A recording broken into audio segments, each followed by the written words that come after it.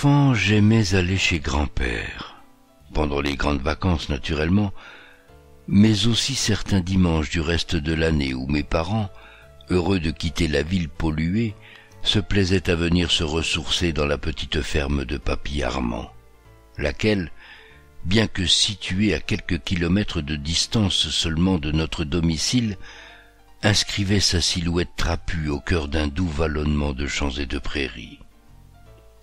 Comme si l'endroit n'était pas déjà suffisamment magique en soi, il fallait qu'il s'agrémente encore de la présence proche d'un charmant petit bois et d'un joli étang avec une île au milieu, le tout dissimulé au regard des usagers de la route. Le rêve, quoi. C'était mon jardin extraordinaire. Sous le bouquet de saules qui y déversaient leurs larmes de joie, les canards ne parlaient pas anglais, mais c'était tout comme. Dans ce lieu préservé, mi-vierge, mi-domestiqué, je vivais en petit sauvageon, la frontière séparant mon corps du monde extérieur complètement aboli.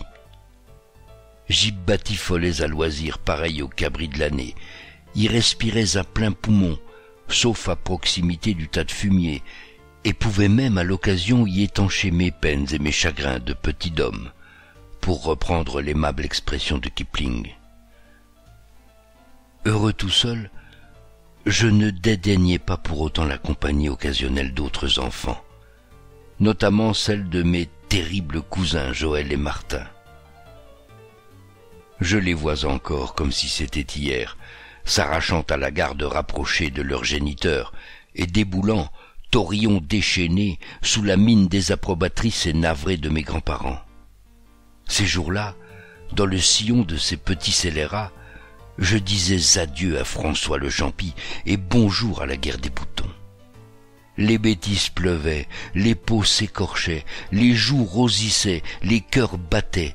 Le temps passait, mais on ne s'en rendait compte qu'en fin d'après-midi, au moment où nos parents respectifs, surgis de nulle part, venaient nous rabattre, rétifs et traînant des pieds, en direction du repas du soir, prélude à un retour invariablement boudeur vers la grisaille du bercail. Quand j'affirme que j'aimais aller chez grand-père, ce n'est pas vraiment que je mente, mais, en toute honnêteté, je ne dévoile là qu'une partie de la vérité. Pour tout vous avouer, je dirais qu'il n'était pas facile à vivre au quotidien.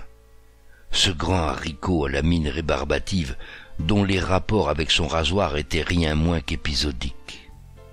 En prime, il était plutôt du genre volcanique, le père de ma mère. J'ai souvenir de certaines beuglantes, occasionnelles certes, mais qui n'en étaient pas moins terrifiantes pour le tendron que j'étais en ces années-là. La plupart du temps, toutefois, cet ours mal léché se contentait de grommeler son déplaisir entre ses dents jaunies par les gitanes maïs, ce qui atténuait quelque peu l'effet de ces cascades d'imprécations. Malgré tout, je marchais sur des œufs avec lui, et j'avais vite appris à me faire tout petit pour éviter de le faire sortir de ses gonds. Pour quelle raison alors, lorsque je me remémore ces moments campagnards, est-ce son image à lui qui me revient en premier, de préférence à celle de ma gentille grand-mère, femme au tempérament aussi doux que la peau d'un bébé cadom? Pourquoi alors, quand j'étais à la ferme, ne désirais-je qu'une chose, être en sa compagnie, lui, abrasif comme l'émery? Un paradoxe que je ne m'expliquais pas à l'époque, mais qu'avec le recul, je suis en mesure d'analyser. Je le sais maintenant, sous ces façons d'abominable homme des champs se tapissait un être aimant et bienveillant. Sinon, rien ne m'aurait forcé à faire ami-ami avec un croque-mitaine, fût-il mon grand-père. Preuve parmi tant d'autres qu'il se faisait plus méchant qu'il n'était, lors de nos réunions familiales, nul ne semblait trembler devant lui. Prenez ma mère, par exemple. Quand Papy Armand était parti sur sa lancée, elle ne sciait pas et se contentait généralement de flegmatiques ponctuations du genre « Mais oui, papa » ou « Bien sûr, bien sûr ». Mon père, lui, par déférence, ne disait rien mais lui offrait en appui sa spécialité de circonstance, une petite moue narquoise qui ne trompait pas.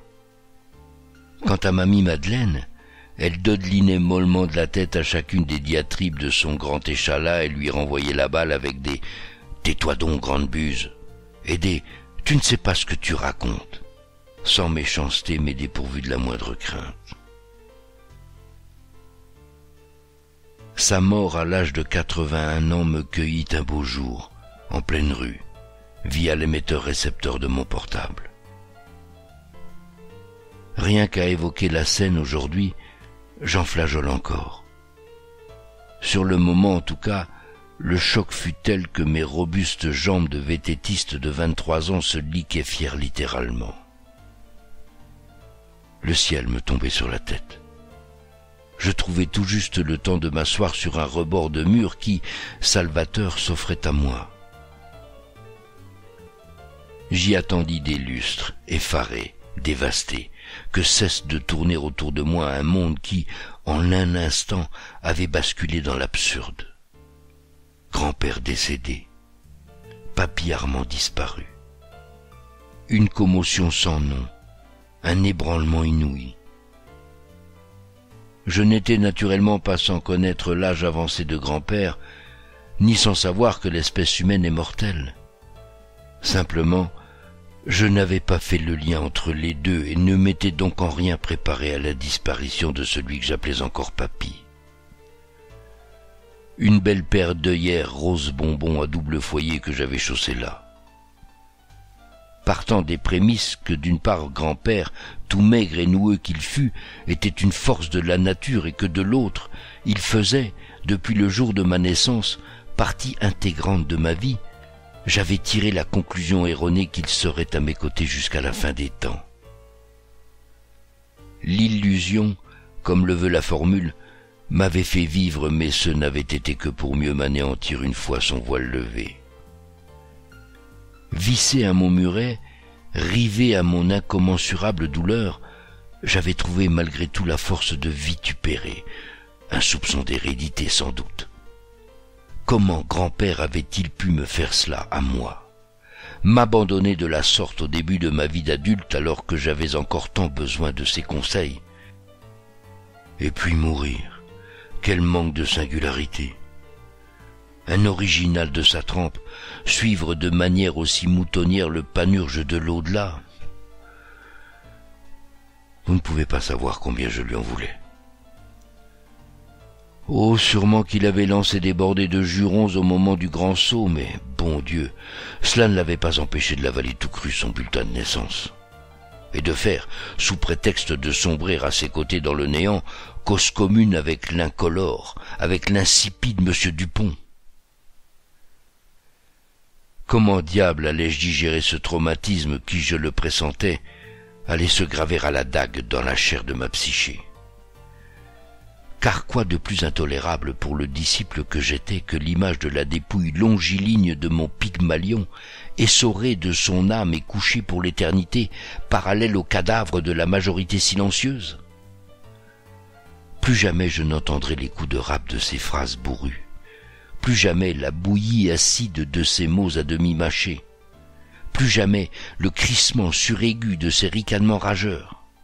Ni rien des merveilles cachées derrière ce qui n'était au final qu'un écran de fumée. La chose était tout bonnement irrecevable. Pour ne rien arranger, il avait fallu en passer par la case enterrement, ou pour être plus exact, par la case crémation. C'était d'ailleurs là la seule goutte d'originalité dans cet océan de conformisme funéraire, la pratique étant à l'époque moins courante qu'aujourd'hui. Alors, d'accord pour l'incinération, mais au nom de quoi le binôme église plus curé, association de vocables qui de son vivant avait pourtant le don de faire exploser cet athée militant? De celui qui avait épousé les idées de grand-père, vous auriez ri en assistant à son entrée, du genre constipé, je dois l'avouer, dans l'église du village.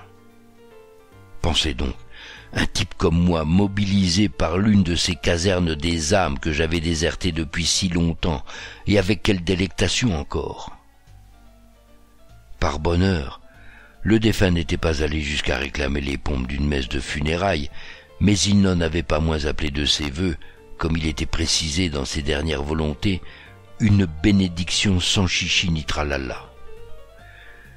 Lui qui m'avait, à sa façon bien à lui, appris à être un esprit libre, à me tenir à l'écart des prêtres, ces dispensateurs de consolation bidons pour gogo de tout poil, que fichait-il là, infidèle à lui-même, offrant de la sorte un blanc-seing à ses ennemis jurés?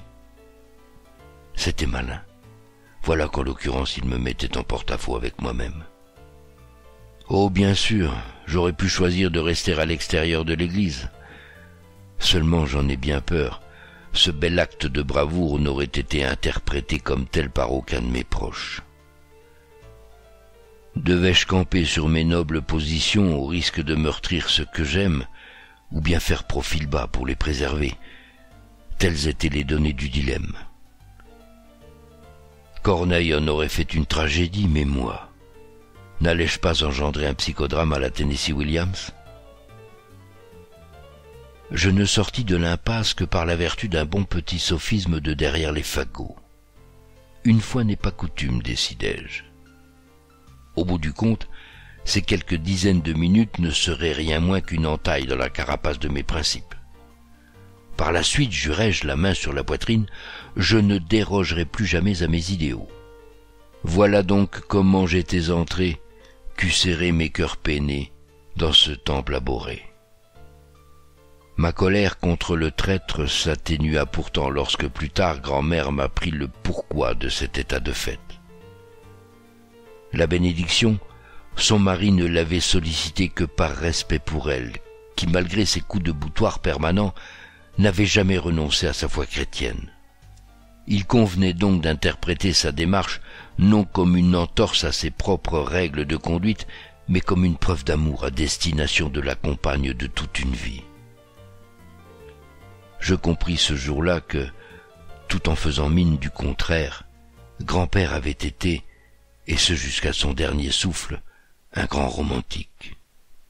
Simplement, il avait toujours pris soin de n'épancher la délicatesse de ses sentiments que dans l'intimité, l'étalage étant réservé chez lui au beurre sur les tartines.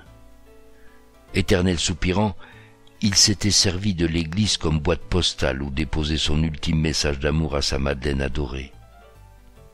Cette façon de faire le résumait tout entier. Bourru, râleur, rébarbatif mais cœur d'or. Un cliché vivant pour film américain du samedi soir. Victor McLaglen dans les films de John Ford. Jack Nicholson dans Pour le pire et le meilleur. Enfin, vous voyez le genre. Mais j'anticipe. Revenons à ces funérailles. Elle ne pouvait pas, on s'en doute, ne pas porter sa marque. Il y avait eu montre de bons sentiments, très bien, mais ce sacré grand-père n'allait pas s'arrêter là. Pas question que les présents restent sur l'impression de la pseudo-soumission du rebelle. Il fallait aussi que tombent de l'arbre de leur certitude tous ces fruits blettes. Une enveloppe leur avait été remise à cet effet avant le début de la cérémonie, sur laquelle il était spécifié à n'ouvrir qu'à la sortie de l'église. Le moment venu, les endeuillés avaient alors ouvert un petit carton façon faire-part de condoléances, où était imprimée une photo et un petit texte. Le cliché représentait grand-père en nouvel Einstein, tirant à la cantonade une grosse langue effrontée. La partie écrite était au diapason. Alors, content d'être débarrassé de l'emmerdeur? Moment surréaliste où les yeux s'écarquillèrent, où les hoquets étouffèrent les protestations naissantes avant qu'elles ne fussent enfin en cascade de rire jaune. On connaissait bien le côté rentre-dedans d'Armand le Terrible, mais n'était-il pas cette fois allé trop loin? Sa veuve, qui pleurait à gros bouillons comme la Madeleine qu'elle était, n'avait pas l'air de cet avis. Elle fut la seule à ensoleiller un instant d'un tendre sourire son visage, pourtant boursouflé par le chagrin. Il s'agissait là, par bonheur pour ces esprits faibles, de l'ultime provocation du disparu. L'urne cinéraire fut remise à mamie le lendemain dans la dignité que tous appelaient de leur vœu. Voilà, vous avez désormais une petite idée du genre d'énergumène qu'était Papy Armand. Oui, Papy. J'entends bien, le terme est un peu cruche lorsqu'il est utilisé par un adulte, particulièrement par quelqu'un comme moi et déjà bien avancé sur le chemin de la vie. Mais comment pourrais-je appeler autrement grand-père, tant il a coloré mon enfance et même mon adolescence, tant il est constitutif de moi-même? Car c'est lui qui, avant tout autre, aura été l'artisan de ma personnalité. Lui qui a su, à coups de burin et de massette, dégager de la souche informe que j'étais la figure en 3 dimensions que je suis devenu, ne déléguant qu'au seul passage du temps le soin de me polir. Le bois tendre dont j'étais fait petit aura, il est vrai, souffert plus souvent qu'à son tour sous la morsure de ses ciseaux. Mais le résultat est là, et bien là.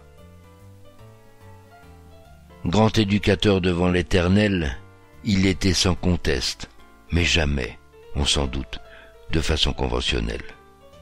En ce domaine comme en d'autres, Armand ne pouvait être que semblable à lui-même, c'est-à-dire à personne. Ne cherchez pas, vous ne trouverez nul équivalent à sa méthode dans le moindre ouvrage de pédagogie, même signé Freinet ou Montessori. Lui pratiquait un didactisme maison, non exempt de brusquerie, mais qui opérait avec d'autant plus d'efficacité que je n'en voyais pas les coutures. Le moment de la leçon n'était jamais défini comme tel, ni délimité à un moment précis du temps. Il venait en embuscade. J'apprenais en tout lieu, à tout moment. Et suprême astuce, sans en avoir conscience.